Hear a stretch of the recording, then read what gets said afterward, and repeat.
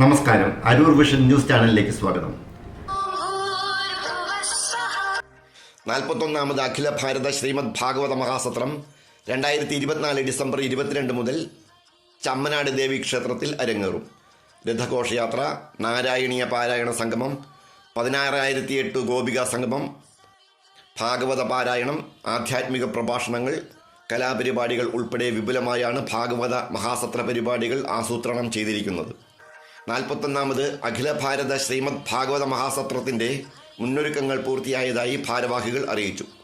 ഭാഗവത സത്രത്തിൻ്റെ സംഘാടക സമിതി വിളിച്ചു ചേർത്ത പത്രസമ്മേളനത്തിൽ vice chairman K P. Balachandran Kartha, working chairman advocate R. Muraleekrishnan, general convener Shyamkumar, Gopika Sangamam convener Ambili Radhakrishnan, നാരായണീയ പാരായണ സമിതി convener Rajalakshmi, steering committee member Vijayakumar, നിർവാഹക സമിതി അംഗങ്ങളായ Gopinathan Nair, Sudhakara Menon, finance committee convener Suresh Kumar, finance coordinator Radhakrishnan, food committee convener Ramanath Kammath, office convener Rajesh Kumar എന്നിവർ പങ്കെടുത്തു. 41ാമത് അഖില ഭാരത ശ്രീമദ് ഭാഗവത മഹാസത്രം 2024 ഡിസംബർ 22 മുതൽ രഥഘോഷയാത്ര, നാരായണീയ പാരായണ സംഗമം, 16,008 ഗോപിക സംഗമം, ഭാഗവത പാരായണം, ആധ്യാത്മിക പ്രഭാഷണങ്ങൾ, കലാപരിപാടികൾ. ചമ്മനാട് ഭഗവതി ക്ഷേത്രത്തിൽ ഡിസംബർ 22 ആരംഭിക്കുന്ന 41ാമത് അഖില ഭാരത ശ്രീമദ് ഭാഗവത മഹാസത്രത്തിൻ്റെ മുന്നൊരുക്കങ്ങൾ പൂർത്തിയായിരിക്കുന്നു.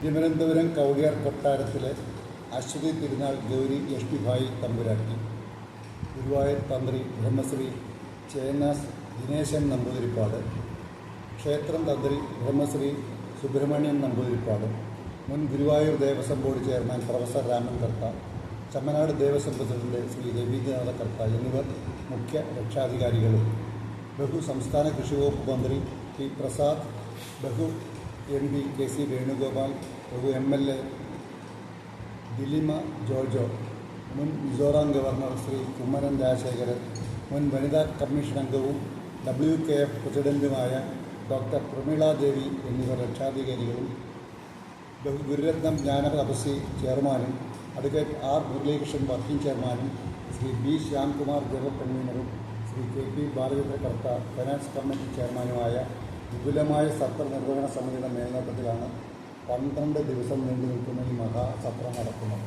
ഗുരുവായൂർ ക്ഷേത്രത്തിൽ നിന്നും ആരംഭിക്കുന്ന വിഗ്രഹ രഥഘോഷയാത്രയും, പള്ളിയൂർ മഹാഗണപതി ക്ഷേത്രത്തിൽ നിന്നുമുള്ള ഭാഗവത ഗ്രന്ഥഘോഷയാത്രയും, തിരുവല്ല കാവും ഭാഗം ആനന്ദേശ്വരം ക്ഷേത്രത്തിൽ നിന്നും ആനയിക്കുന്ന കൊടിക്കൂറ ഘോഷയാത്രയും, തുറവൂർ മഹാക്ഷേത്രത്തിൽ നിന്നും വരുന്ന കൊടിമര ഘോഷയാത്രയും ചമ്മനാട് മൈതാനത്ത് എത്തിച്ചേരുമ്പോൾ 16,008 ഗോപികമാർ വാദ്യമേള അകമ്പടിയോടെ ഭക്ത്യാദര പുരസ്സരം ഭഗവാനെ സ്വീകരിച്ച് ആനയിച്ച് ക്ഷേത്ര സങ്കേതത്തിലേക്ക് നീങ്ങും.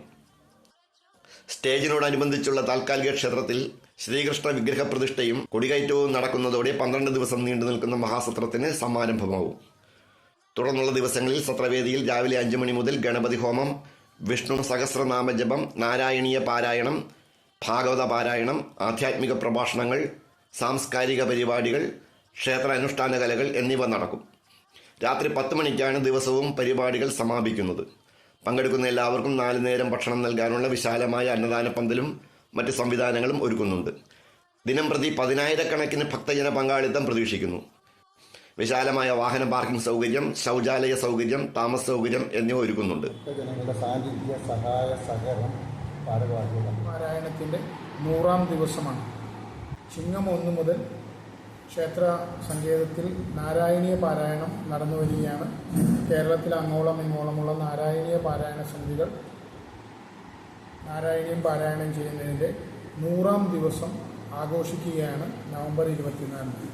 വിപുലമായ ആഘോഷങ്ങളും അന്നേ ദിവസം തന്നെ വിശദമായ പ്രോഗ്രാം നോട്ടീസും പ്രസിദ്ധപ്പെടുത്തുവാനായിട്ട് തീരുമാനിച്ചിരിക്കുകയാണ്.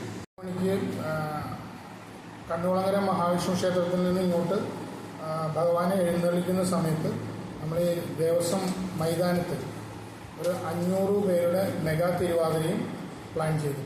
സത്ര ദിവസങ്ങളിൽ ആധ്യാത്മിക സാംസ്കാരിക കലാരംഗങ്ങളിലെ പ്രമുഖർ പങ്കെടുക്കുന്നുണ്ട്. ഡിസംബർ 22 വൈകിട്ട് 4 മണിക്ക് ക്ഷേത്ര മൈതാനിയിൽ മെഗാ തിരുവാതിരയും അരങ്ങേറുന്നുണ്ട്.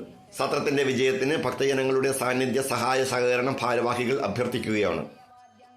നന്ദസ്ത്രീ പുണരുന്നതായി ബലിചിരപ്പട്ടത്തിന്മേവുന്നതായി